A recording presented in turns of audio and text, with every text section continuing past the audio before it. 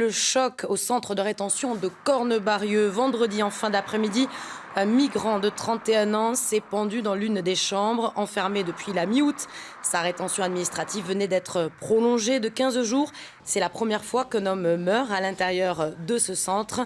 David Rouy, responsable rétention au niveau national pour la CIMAD, association qui vient en aide aux réfugiés, est à nos côtés ce soir. Bonsoir.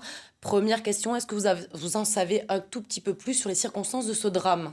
Avant toute chose, je souhaite, au nom de la CIMAD, exprimer toute notre compassion à la famille de ce jeune homme, ainsi qu'à ses proches, et puis aux personnes qui ont été extrêmement choquées sur place par ce suicide dans le centre de rétention sur les pistes de l'aéroport de Blagnac.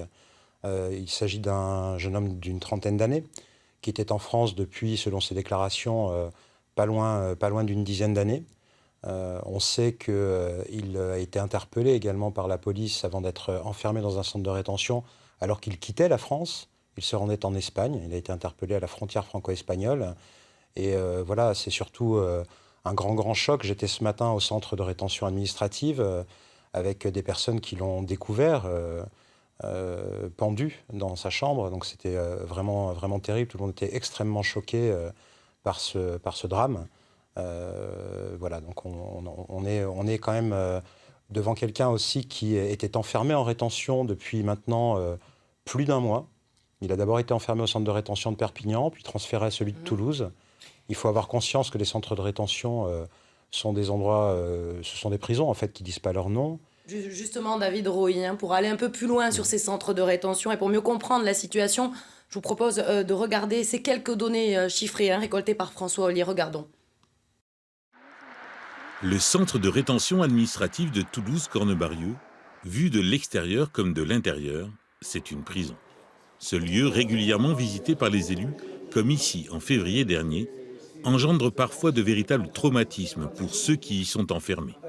D'autant plus quand les périodes d'enfermement s'allongent. En 2017, la moyenne nationale de rétention était de 12 jours. À Toulouse, elle atteignait 18,7 jours. Et ce centre, qui compte 126 places, est aussi régulièrement à saturation. Entre 2017 et 2018, sur la période du 1er janvier au 31 août, le nombre de personnes enfermées a augmenté de 50%.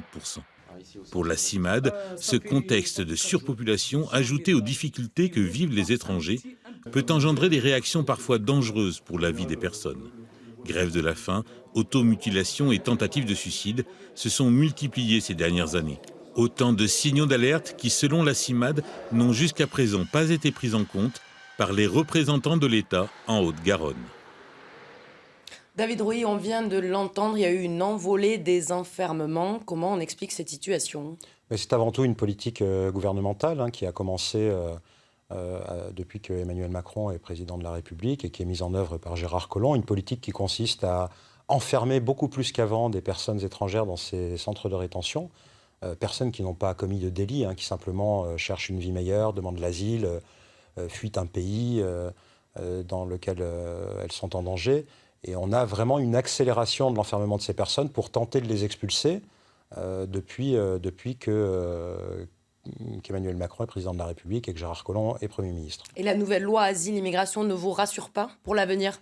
Alors la nouvelle loi Asile-Immigration, elle va aggraver une situation qui est déjà extrêmement explosive, puisque, comme votre reportage le montre, on a vraiment des personnes qui sont désespérées, des tentatives de suicide, des automutilations. Aucune, je dirais, considération sérieuse de la vulnérabilité de ces personnes. Des personnes qui ont des pathologies psychiatriques, des personnes qui ont subi des traumatismes durant leur exil. Et donc, ce cocktail qui devient complètement explosif dans des lieux d'enfermement où les gens sont de plus en plus nombreux, provoque ce genre de situation. Et puis alors, la nouvelle loi va complètement aggraver la situation. Avec le rallongement de la durée de rétention de 45 à 90 jours. Voilà ce qui est vraiment très problématique parce qu'on sait que ça va complètement exploser.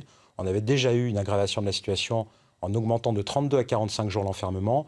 Le passage à 90 jours, nous savons, et tous les observateurs savent, qu'on va aller au-devant sans doute d'autres drames, ce qui est extrêmement préoccupant. Et en plus, au fond, ce n'est pas une politique qui est nécessaire, puisqu'en fait, plus de la moitié des personnes qui sont dans ces centres de rétention sont libérées parce qu'elles n'avaient pas le droit d'être enfermées ou qu'elles avaient des droits à rester en France, par exemple.